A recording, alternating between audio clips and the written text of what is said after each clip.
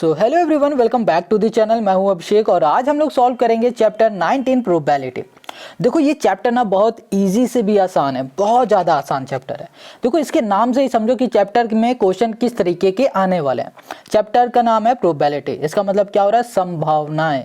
मतलब संभावनाएं किसी चीज़ की होने की या ना होने की संभावनाएं से रिलेटेड हमारे पास क्वेश्चन आएंगे। ठीक है, क्वेश्चन क्या देगा भैया कि ये बताओ कि किसी चीज़ की आने की संभावनाएं कितनी हैं, नहीं आने की कितनी हैं। बस इसी तरीके के सारे क्वेश्चन इसमें आपको मिलेंगे।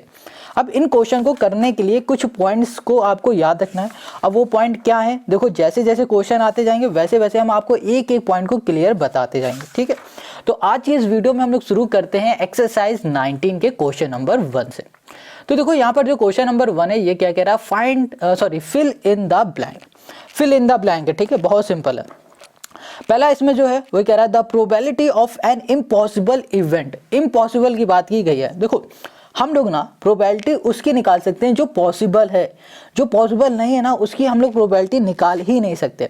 अब मान लो एक बात कह दिया जाए कि कहा जाए कि हमारे रूम में कितने भूत है ना, भूत की बात कर दी जाए, क्या ये पॉसिबल है? बताना नहीं ना। तो ये क्या होता है? इम्पॉसिबल चीज़ की कोई हम लोग प्रोबेबिलिटी बता ही नहीं सकते। तो सिंपल से हम लोग क्या लिख देंगे, यहाँ पर लिख देंगे 0। ठीक है, क्या हो जाएगा? 0 हो जाएगा। अब आगे आ जाओ। आगे क्वेश्चन कह रहा है दूसरा जो हमारे पास ये कह रहा है the probability of a sure event.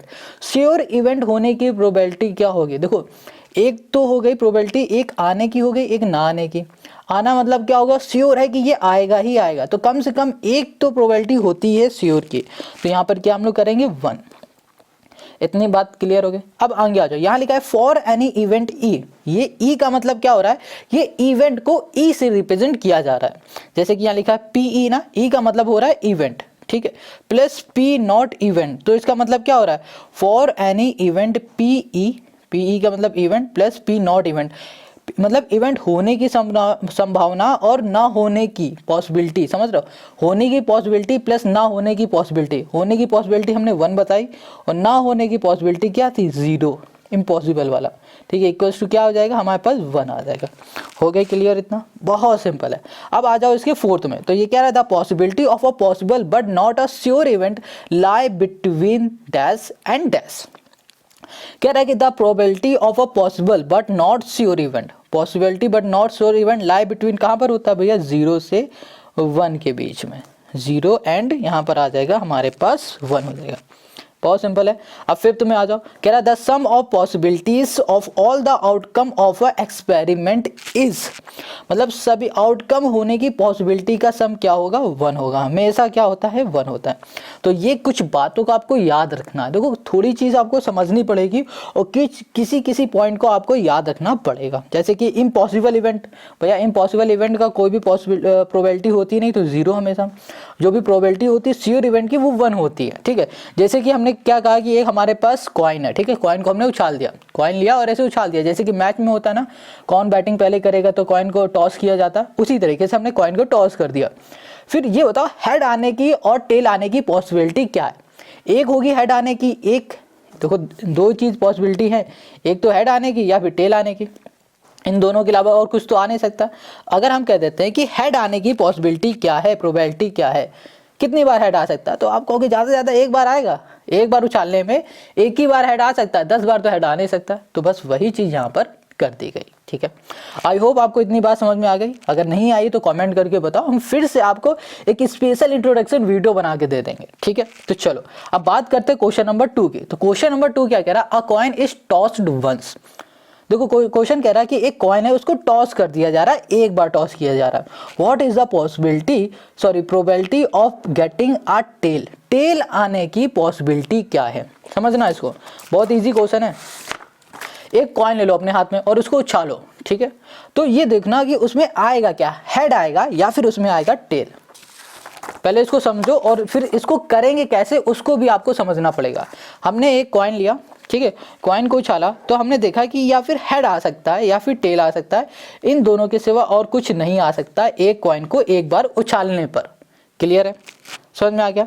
अब क्वेश्चन ने ये कहा है कि भैया अगर हम लोग कॉइन को टॉस करते हैं, उछालते हैं, तो यहाँ पर प्रोबेबिलिटी क्या होगी? टेल आने की क्या होगी?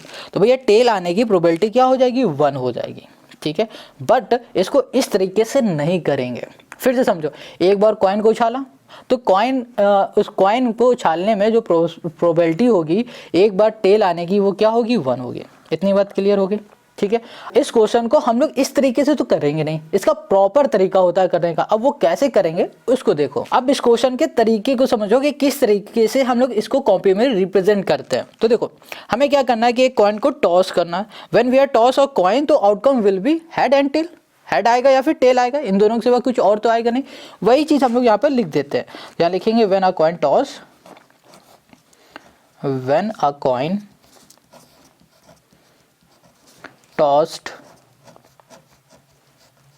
the outcome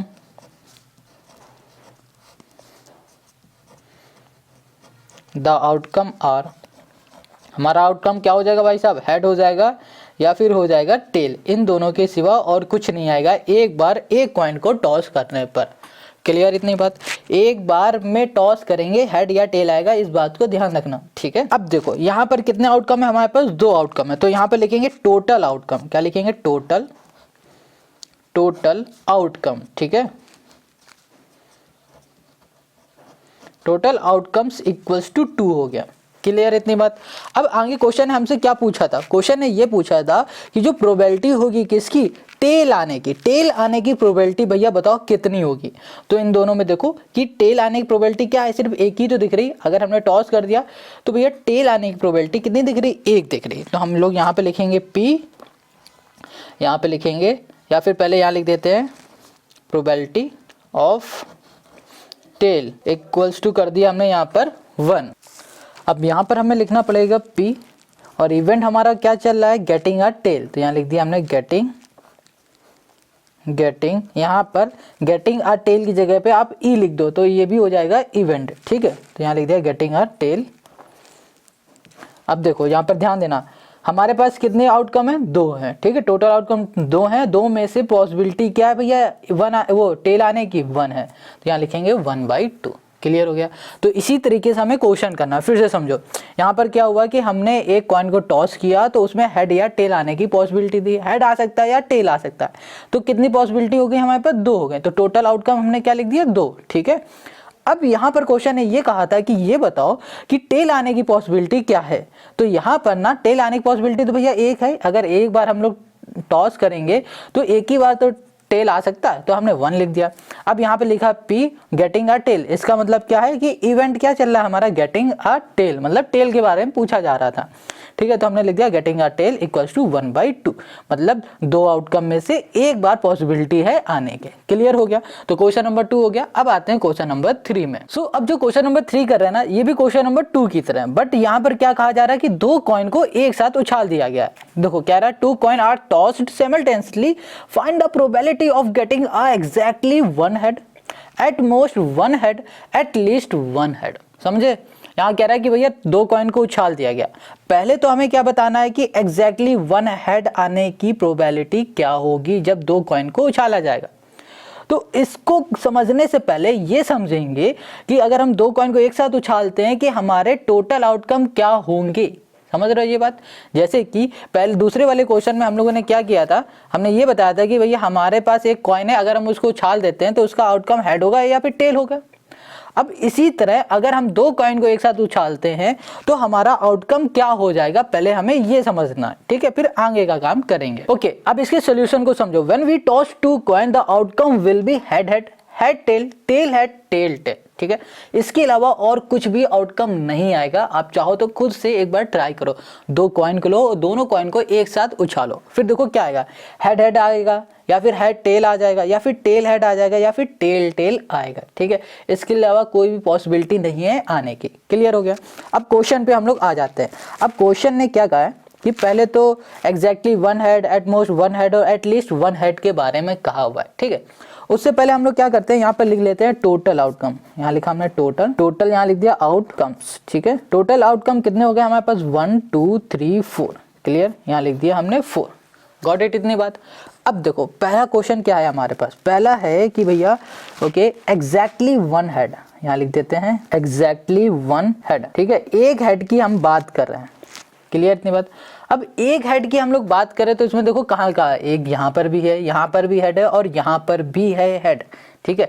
तो एग्जैक्टली वन हेड का मतलब क्या हो रहा है, एग्जैक्टली वन हेड का मतलब हो रहा है कि एक हेड होना चाहिए, एक से ना कम होना चाहिए ना एक से ज्यादा होना चाहिए, एग्जैक्टली सिर्फ एक ही हेड होना चाहिए और कुछ ना होना चाहिए, ठीक है। तो यहाँ पर लिखेंगे प्रोबेबिलिटी ऑफ, ठीक है, probability of exactly one head, exactly one head, ठीक है, कि एक हेड होने की जो प्रोबेबिलिटी है वो क्या है भैया, यहाँ पर 2 है, एक ये है एक ये, ना एक से कम ना एक से ज़्यादा, तो यहाँ पर हो गया 2, ठीक है। अब यहाँ पर इसकी जगह पे आप ये भी लिख सकते हो favourable outcomes equals to 2, clear. अब आ जाओ आगे, अब इसे हम लोग कैसे लिखेंगे, अब यहाँ पर लिखेंगे P, यहाँ पर लिखेंगे अंदर ब्रैकेट में हम लोग इवेंट, इवेंट हमारा क्या चल रहा है, एग्जैक्टली वन हेड, तो यहाँ लिख दिया हमने exactly one head, one head, okay.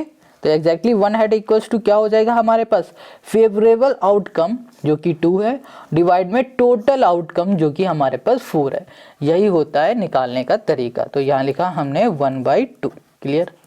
तो हमारा आंसर क्या हो जाएगा, 1/2 हो जाएगा, समझ में आ गया। फिर से देखो यहाँ पर क्या पॉसिबिलिटी निकालनी है कि जब हम लोग 2 कॉइन अगर एक साथ उछाल लें तो एग्जैक्टली वन हेड आने की पॉसिबिलिटी क्या है, ठीक है। तो पॉसिबिलिटी जब भी निकालनी होती है तो हम लोग क्या करेंगे, यहाँ पर फॉर्मूला लगाते हैं, क्या होता है, फेवरेबल आउटकम जो कि 2 है, फेवरेबल आउटकम 2 है और टोटल आउटकम जो कि 4 है, तो favourable upon total outcome equals to हो गया 1/4, ठीक है। इतनी बात क्लियर। तो ये हो गया फर्स्ट का। अब इसी तरह इसी का सेकंड को देखो, सेकंड में क्या बोला, एट मोस्ट वन हेड, यहाँ लिख दिया एट, यहाँ पर कर दिया मोस्ट, मोस्ट यहाँ कर दिया वन हेड कर दिया, ठीक है। तो एट मोस्ट वन हेड का मतलब बताओ क्या होता है, देखो एट मोस्ट वन हेड का हो रहा है कि भैया ज़्यादा से ज़्यादा एक हेड हो या फिर ना हो, क्या हो कह रहा है कि भैया ज़्यादा से ज़्यादा एक हेड हो, पॉसिबिलिटी में ज़्यादा से ज़्यादा एक हेड हो या फिर हेड ना हो, ठीक है। तो यहाँ पर देखो कहाँ पर है, ज़्यादा से ज़्यादा एक हेड ये है, यहाँ पर है और ये नहीं है, तो यहाँ पर हमारे पास क्या आ जाएगा, ये 3, तो हमारे पास फेवरेबल आउटकम क्या हो गया, 3 हो गया। तो यहाँ पर लिख दो फेवरेबल आउटकम लिख दो या फिर लिख दो probability of eight most one head, at most कर देते हैं, ठीक है, यहाँ कर दिया वन हेड इक्वल्स टू यहाँ पर आ जाएगा हमारे पास 3, क्लियर। अब इसको बस सिंपल से ऐसे लिखो, P ब्रैकेट में हो जाएगा at most one head, most one head equals to हो गया हमारे पास 3 बाई टोटल आउटकम हमारे पास क्या है 4, मतलब फेवरेबल आउटकम अपॉन में टोटल आउटकम, गॉट इट। तो ये हो गया सेकंड का हमारा सोल्यूशन। कोई भी डाउट हो तो तुरंत कमेंट करके पूछो। अब यहाँ पर क्वेश्चन ने क्या कहा है, तीसरा पार्ट जो है ये कह रहा है कि at least one head, at least इसका मतलब समझना, एट लीस्ट वन हेड, समझो एट लीस्ट वन हेड का मतलब कम से कम एक हेड होना चाहिए, ठीक है। एक से कम नहीं चलेगा, एक से ज़्यादा हो जाएगा वो चल जाएगा। तो क्या हो रहा है, कम से कम एक हेड हो या फिर उससे ज़्यादा हो, 10 हो 20 हो 50 हो, मगर एक तो होना चाहिए, एक से कम नहीं चलेगा।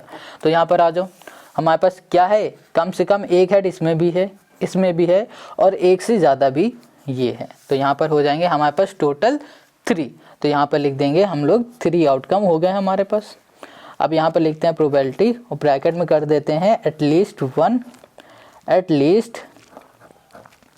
वन यहाँ पर कर दिया हमने head, at least one head equals to क्या हो जाएगा 3 फेवरेबल आउटकम जो कि 3 है अपॉन टोटल आउटकम जो कि हमारे पास 4, और ये हो गया क्वेश्चन नंबर थर्ड पार्ट का हमारा सोल्यूशन, ठीक है।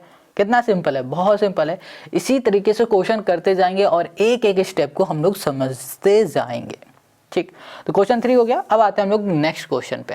अब हम लोग बात करते हैं क्वेश्चन नंबर 4 की। तो ये बात करने जा रहा है डाई की। डाई मतलब क्या है, ये देखो डाई वो जो हम लोग लूडो खेलते हैं ना, लूडो में जो डाई होती है उसकी बात कर रहा है, ठीक है। तो देखो क्वेश्चन कह रहा है कि a dice is thrown once find a probability of getting an even number, a number less than 5, a number greater than 2, a number between 3 and 6, a number other than 3, the number 5।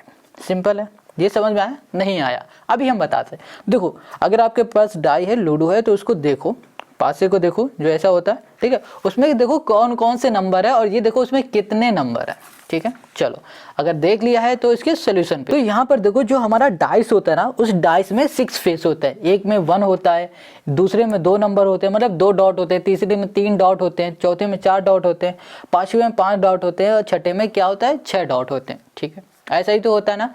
तो यहाँ पर question ने ये कहा है कि अगर हम एक डाइस को फेंकते हैं, ठीक है, और डाइस इज थ्रोन वंस, एक बार अगर हमने डाइस में फेंक दिया डाइस को, तो पॉसिबिलिटी क्या होगी इवन नंबर आने की, less than 5 number, greater than 2 number, between 3 and 6 and blah blah blah, ये सब क्वेश्चन ने हमसे पूछा, ठीक है। तो आगे इससे बढ़ने से पहले, क्वेश्चन को करने से पहले हम लोग समझते हैं एक बार।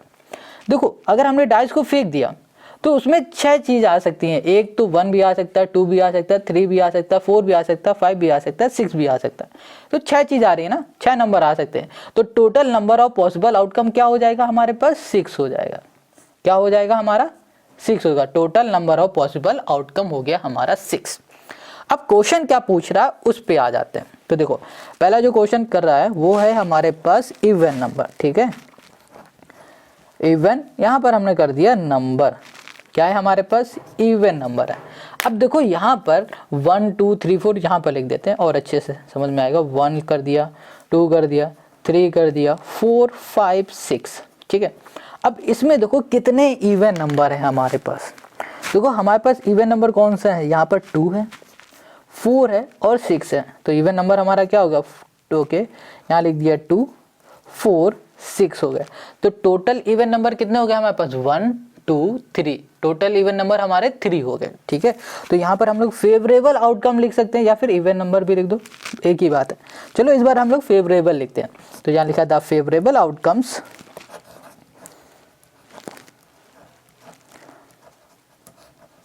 फेवरेबल आउटकम्स इक्वल्स टू हो जाएगा 2, और या फिर हम यहाँ पर सीधे 3 लिख देते हैं, ठीक है। यहाँ पर 2 4 6 तो लिख दिया, अब यहाँ पर लिख दिया 3। तो फेवरेबल जो हमारा आउटकम्स है वो क्या है 3 है यहाँ पर, ठीक है। ये बात समझ में आ गई, ये 3 कैसे आया। अब यहाँ पर हमें पता है कि टोटल नंबर ऑफ आउटकम क्या है 6 है। हमें क्या बताना है, पॉसिबिलिटी बताना, प्रोबेबिलिटी बताना है कि इवन नंबर की क्या होगी इसमें। तो उसमें हम लोग क्या लिखेंगे, यहाँ लिखेंगे P और यहाँ पर अंदर लिखेंगे गेटिंग अ इवन नंबर, ठीक है। इवन यहाँ कर दिया हमने नंबर इक्वल्स टू, यहाँ पर क्या होगा देखो, इसको हम लोग ये भी लिख सकते हैं, यहाँ पे लिख दिया P और यहाँ पर कर दिया गेटिंग अ इवन नंबर की जगह पे आप E लिख दो। E का मतलब होता है इवेंट, इवेंट हमारा क्या चल रहा है इवन नंबर का, सिंपल है, ठीक है। कुछ भी लिख सकते हैं इन दोनों की जगह पे, या ये लिखना है ये लिख दो, ये लिखना है ये लिख दो। तो यहाँ पर इसका फॉर्मूला होता है फेवरेबल आउटकम, फेवरेबल आउटकम क्या है हमारे पास 3, और डिवाइड में होता है टोटल आउटकम जो कि हमारे पास 6 है। इसको हम लोग सॉल्व कर देंगे तो यहाँ पर क्या आ जाएगा 1/2 आ जाएगा, ठीक है। तो ये हो गई इसकी पॉसिबिलिटी इवन नंबर आने की, एक बार अगर हम लोग किसी डाई को फेंकते हैं, क्लियर। अब इसी तरह आ जाओ इसी के दूसरे वाले में। अब जो दूसरा क्वेश्चन है इसका, ये क्या कह रहा है, अ नंबर लेस देन 5, यहाँ लिखा अ नंबर, यहाँ लिखा लेस देन 5, एक नंबर है लेस देन 5 आने की पॉसिबिलिटी हमें बतानी है। तो यहाँ पे लिख दिया the favourable outcome, the favourable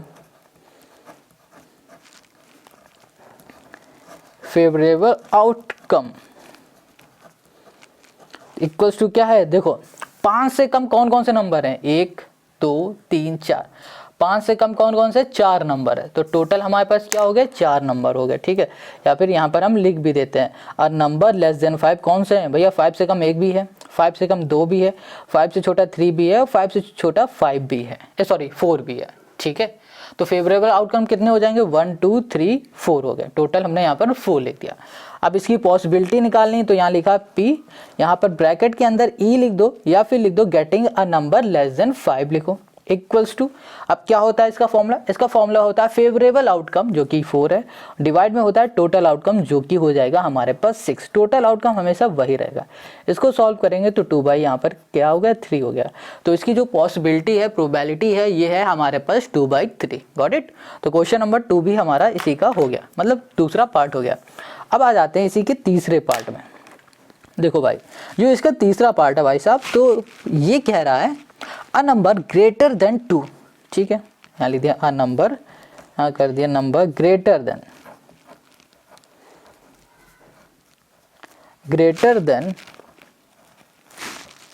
then 2 है। ठीक है, इतनी बात क्लियर। अब बताओ कि जो हमारे पास नंबर है इसमें कौन कौन से नंबर 2 से बड़े हैं।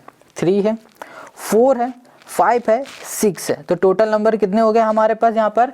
1 2 3 4 हो गए। 4 नंबर हैं जो कि हमारे बड़े हैं 2 से। ठीक है, तो यहाँ पर लिख देते हैं ओके 3 4, 3 हो गया, 4 हो गया, 5 हो गया और यहाँ पर कर दिया हमने 6।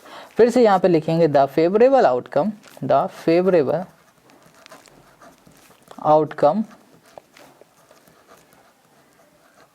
इक्वल्स टू हो गया हमारे पास कितना 1 2 3 4, यहाँ कर दिया 4। ठीक है, अब इसकी प्रोबेबिलिटी निकालनी तो P ब्रैकेट के अंदर कर दिया E मतलब हो गया इवेंट जो कि चला अ नंबर ग्रेटर देन 2। ठीक है, getting a number greater than 2 equals to यहाँ पर होगा फेवरेबल आउटकम जो कि 4 है डिवाइड में टोटल आउटकम जो कि हमारा 6 ही रहेगा हर एक में। ठीक है, तो यहाँ पर आ गया 4/6। इसको हम लोग सॉल्व करेंगे तो ये आ जाएगा हमारे पास 2/3। हो गया है ना, कितना इजी से आसान। अब 3 भी हो गया। अब आते हैं हम लोग 4 में। अब जो हमारा फोर्थ क्वेश्चन है इसी का फोर्थ पार्ट है, ये कह रहा है number between 3 and 6, a number between, ठीक है 3 and 6 है। 3 और 6 के बीच में कौन सा नंबर आता है भैया? 4 आता है और 5 आता है, यही तो आता है 3 और 6 के बीच में। तो इसका हमें निकालनी प्रोबेबिलिटी, तो ये हो जाएगा the favourable outcomes equals to हो गया हमारे पास 2। अब हमें इसकी प्रोबेबिलिटी निकालनी है तो PE कर देंगे, E मतलब इवेंट जो कि होगा number getting a number between 3 and 6 equals to हम यहाँ पर लिख सकते हैं फेवरेबल आउटकम अपॉन ओके यहाँ पर हो जाएगा टोटल आउटकम जो कि है हमारे पास 6। तो यहाँ पर आ गया 1/3, है ना, कितना सिंपल। तो 4 तो हमने कर लिया, अब बाकी के भी करते हैं। तो आते हैं अब हम लोग फिफ्थ में। तो फिफ्थ वाला है जो कि कह रहा है हमसे नंबर अदर देन 3, मतलब 3 के अलावा कौन से हमारे पास नंबर हैं। तो 1 2 है, 4 5 6 है, 3 को छोड़ दो। तो यहाँ पे लिख देते हैं अ नंबर अदर देन